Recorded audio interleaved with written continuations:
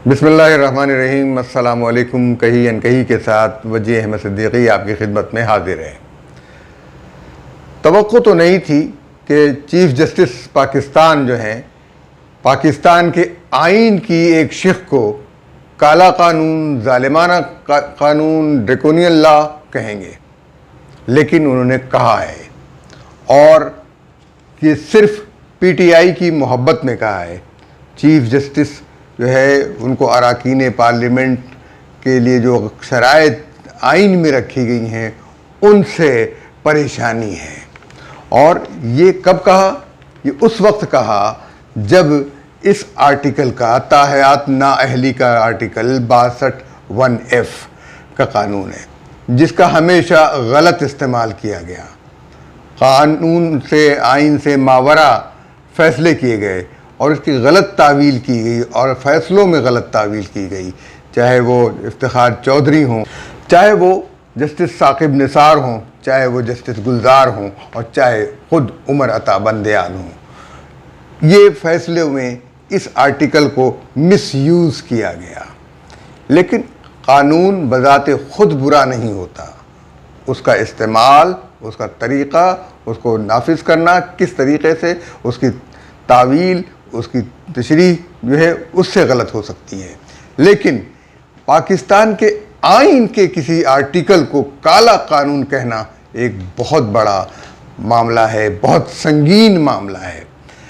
अब तहरीक इंसाफ के जो रहनुमा फैसल वाउडा, जिन्होंने झूठ बोला कि वो दोहरी शहरियत नहीं रखते, अपनी शहरियत से दस्तबरदार हो गए हैं, उन्होंने तो ऐसे झूठे आदमी को पार्लियामेंट का रुकन होना चाहिए, ये फैसला किया इलेक्शन कमीशन ने कि, और ताहयात नाअहली इसलिए कि झूठ बोला। अगर सच बोला जाता तो चंद सालों की या चंद महीनों की नाअहली होती, एक इलेक्शन की नाअहली होती, लेकिन ताहयात इसलिए कि ये झूठ बहुत देर तक बोला गया। तो फैसल वाउडा अब अपने लिए, ये उनका हक कि अदालत में जाएं, मौजूद है, तो अदालत में जाने के बाद उस कानून की सही तशरीह होनी चाहिए। ये नहीं कि रिमार्क्स दे दे जज आइन के आर्टिकल के बारे में कि वो काला कानून है। तो सुप्रीम कोर्ट जो है वो, उसके हवाले से हम ये सोचें कि ये क्यों उन्होंने एक फैसल वाउडा ने ताहयात नाअहली तो आपने मियां नवाज शरीफ की भी की है, ताहयात नाअहली तो आपने जहांगीर तरीन की भी की है, ताहयात नाअहली तो निहाल हाशमी की भी की है, ताहयात नाअहली तो तलाल चौधरी और दानियाल अजीज़ की भी की है। तो क्या उनके साथ ये इंसाफ नहीं हो सकता? उनके मुकदमात तो मुतनाज़ भी हैं, सियासी बुनियादों पर किए गए हैं। उन सियासी बुनियादों पर उन मुकदमात का फैसला किया गया है। तो अब इस वक्त अभी ये फैसला नहीं हुआ है, लेकिन आपने ये कहकर आइन के आर्टिकल को जिसको तब्दील नहीं किया जा सकता, काला कानून कहा है। पाकिस्तान के आइन के खिलाफ बोलना खुद आइन के मुताबिक गद्दारी है। और एक चीफ जस्टिस कहे, ये बात सोचने की है कि चीफ जस्टिस ने उसको क्यों कहा काला कानून। हम तो इस बारे में कुछ नहीं कहेंगे।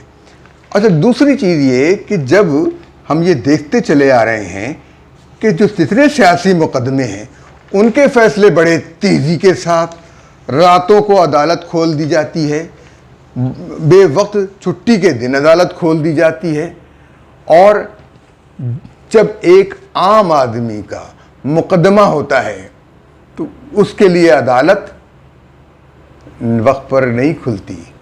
उसका मुकदमा जब वो अदालत में जाता है तो उसको नई तारीख मिल जाती है, उसके मुकदमे की समाअत नहीं होती। एक वाक़या था कि एक साहब पिशीन से जो निकले या किसी दूर दराज गांव से बलूचिस्तान के, और कंधे पर अपना सामान रख के चल पड़े, और वो पैदल चले जा रहे थे कि एक डिप्टी कमिश्नर ने देखा कि एक बूढ़ा बाबा पैदल चलता चला जा रहा है। तो उसने पूछा, बाबा जी कहाँ जाओगे? उसने कहा, कोयटा जाऊंगा। डिप्टी कमिश्नर हैरान हुआ कि कोयटा, यहाँ से उसकी गाड़ी में भी 5 से 6 घंटे का सफ़र है, और वो जो है किस तरीके से ये बाबा जो है कोयटा जा रहा है। उसने हमदर्दी की खातिर बाबा से कहा, बाबा जी आओ गाड़ी में बैठ जाओ। डिप्टी कमिश्नर साहब की गाड़ी एयर कंडीशन थी। बाबा जी जो है वो गाड़ी में सो गए, थके हुए थे, पता नहीं कहाँ से चलते चले आ रहे थे।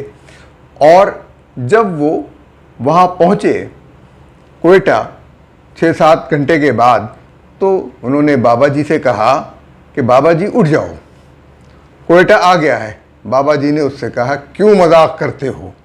मैंने, बाबा जी बाहर निकल कर देखो, कोयटा आ गया है। आपको कोर्ट जाना था ना, मैं कोर्ट के सामने मैंने आपको खड़ा किया हुआ है।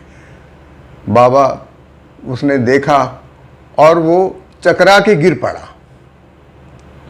उसने फिर डिप्टी कमिश्नर से कहा, तूने ये क्या गज़ब किया? अब मैं इस महंगे शहर में 15 दिन कैसे गुजारूंगा? कहेंगे क्यों? कहने 15 दिन बाद मेरी तारीख है, और यहाँ तारीख पर मैं जाऊँगा, फिर पैदल वापस जाऊँगा, मैं 15 दिन और गुजारूँगा, अपने गांव पहुँचूँगा। तो मैं पैदल इसीलिए जाता हूँ, 15 दिन पहले निकलता हूँ, 15 दिन बाद आता हूँ, तो तारीख लगती है और फिर वापस आ जाता हूँ। आप ये देखिए कि इस तरह के मुकदमात पड़े हुए हैं अदालतों में। हमारे 20 लाख 21 लाख मुकदमात हैं कुल, जो ज़ेर समाअत हैं, इल्तिवा में पड़े हुए हैं। और सियासी मुकदमात, मरियम को पासपोर्ट मिल गया, नवाज शरीफ के लिए मुकदमात की समाअत हो रही है, इसाक डार के मुकदमात ख़त्म हो रहे हैं, इमरान खान को माफ़ी मिल रही है।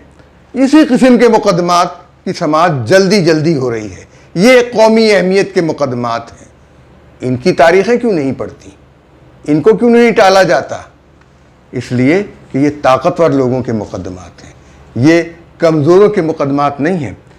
21,44,000 मुकदमात पेंडिंग में हैं और 4 लाख नए मुकदमे और आ गए हैं।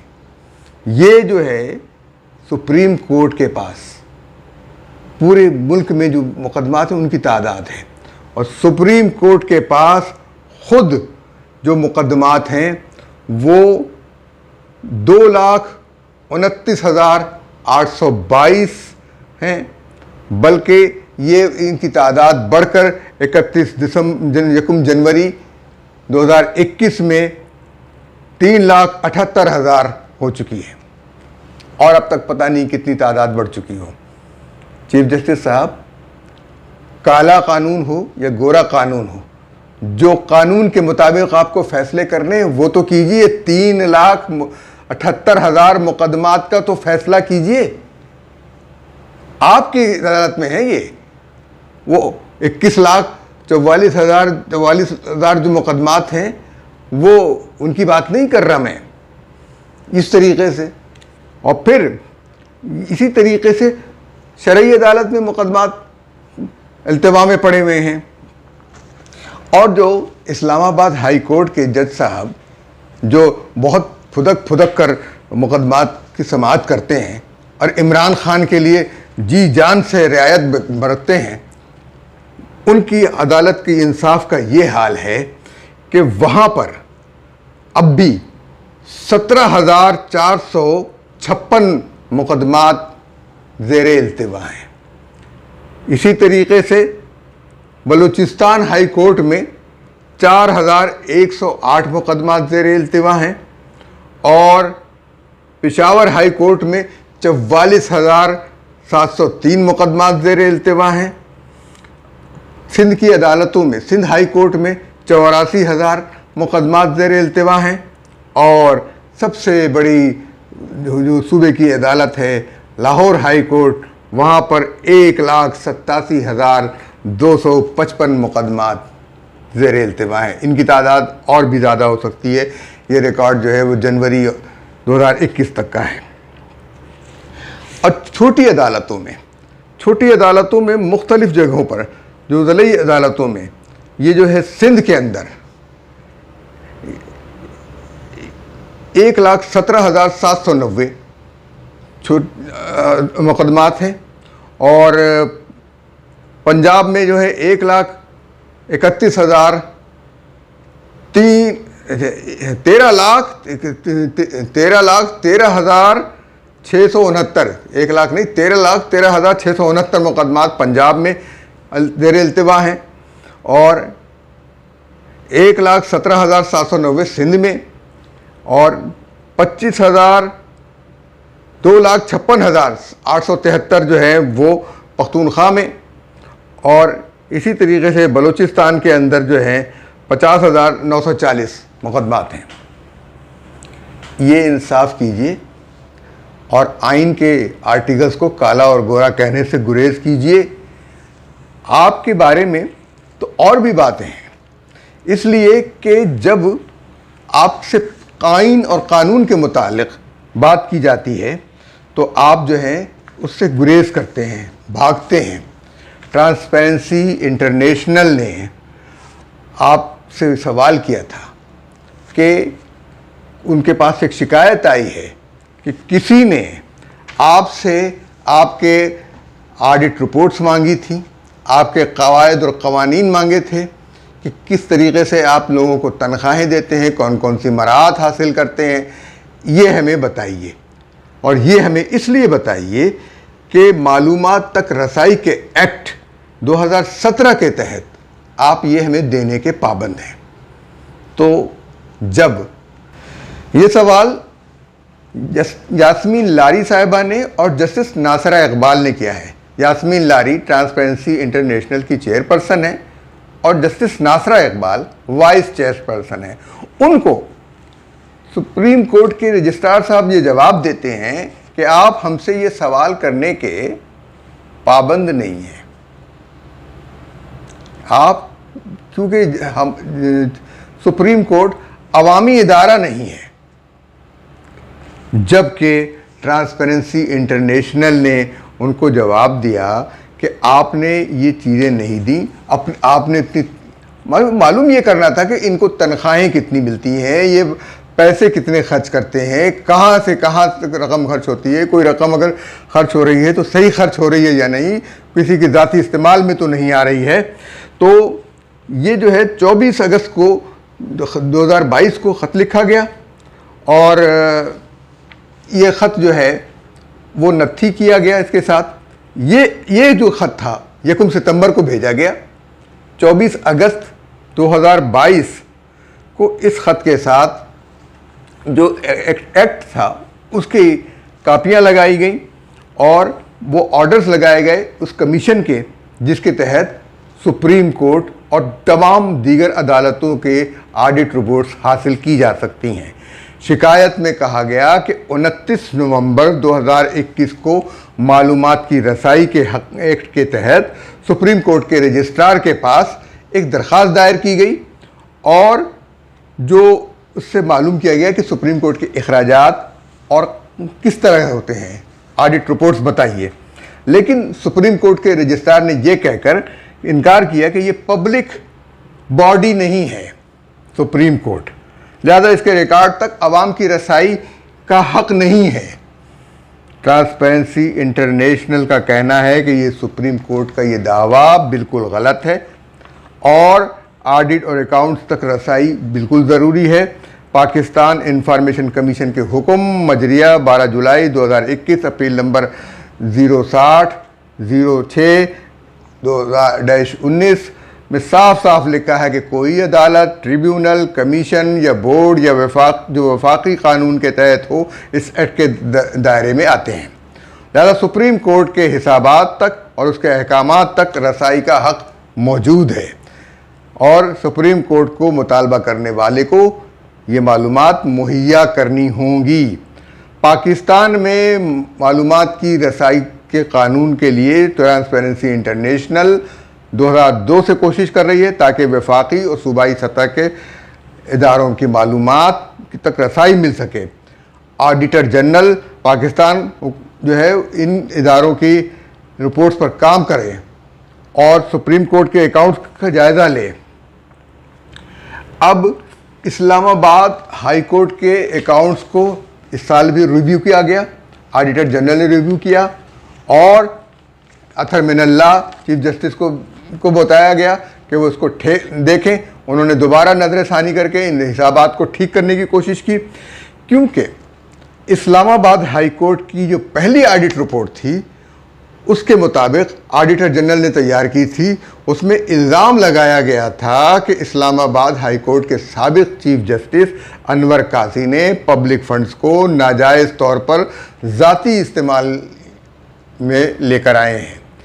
चीफ जस्टिस इस्लामाबाद साबिक चीफ जस्टिस अनवर काजी वो 18,90,000 रुपये की रकम अपने घर के किराए में उन्होंने खर्च कर दी, जिसका वो इस्तेहकाक नहीं रखते थे। आईन पाकिस्तान के तहत मालूमात तक रसाई हर शहरी का बुनियादी हक़ है। ट्रांसपेरेंसी इंटरनेशनल की तरफ से ये ख़त चेयरपर्सन यास्मीन लारी और जस्टिस नासरा इकबाल ने लिखा है। तो अब आप ये देखिए कि अगर कानून के मुताबिक इंसाफ करने वाले खुद फैसला न करेंगे कि हम जो हैं वो इंसाफ का फ़ैसला करेंगे, इंसाफ पर मबनी फ़ैसला करेंगे, तो हमारी ये शिकायत बिल्कुल जायज़ हो जाती है कि ये लोग मावराए आइन और कानून फ़ैसला कर रहे हैं। और इसकी मिसाल, इसका सबूत इस बात से मिल गया है कि chief justice supreme court of Pakistan Umar Ata Bandial ने आईन पाकिस्तान के एक आर्टिकल को काला कानून कहा। इसके बारे में गौर करना चाहिए और ट्रांसपेरेंसी इंटरनेशनल के इस ख़त का भी उन्हें जवाब देना चाहिए कि उनकी ऑडिट रिपोर्ट्स क्यों नहीं आती, उनके जो मरात वो हासिल करते हैं और जो तनख्वाहें वो लेते हैं वो आवाम के सामने क्यों नहीं पेश करना चाहते। कौन कौन सी मराहत लेते हैं, छुट्टियां ये लेते हैं, अदालत का वक्त बहुत कम होता है, उसके नतीजे में लाखों मुकदमात इल्तवा में हैं, पेंडिंग में हैं। तो ये इंसाफ कब होगा? खुद ही कहा गया है कि जब इंसाफ में ताख़ीर होती है तो वो इंसाफ का खून होता है, तो इंसाफ से डिनायल होता है, इंसाफ के साथ इनकार होता है। तो हम तो ये कह रहे हैं कि इंसाफ कानून और आइन के मुताबिक करें और जजेस मुकदमात की समाअत करें, उनके दौरान रिमार्क्स न दें और उनके रिमार्क्स फैसलों को ज़ाहिर कर देते हैं, उनके माइंडसेट को ज़ाहिर कर देते हैं। इससे इंसाफ को नुकसान पहुंचता है। बेहतर ये है कि जजेस अपनी ज़ुबान बंद रखें। तौहीन अदालत सिर्फ लोग नहीं करते, ख़ुद जजेस भी करते हैं। वो अदल के साथ तौहीन कर रहे हैं और ये पाकिस्तान के आइन की तौहीन, इसकी सज़ा कौन देगा? क्योंकि पाकिस्तान के आइन को कोई काला कानून कह दे, ये सोचने की बात है। आप भी सोचिए, हम भी सोचते हैं। इजाज़त दीजिए। अल्लाह हाफ़िज़।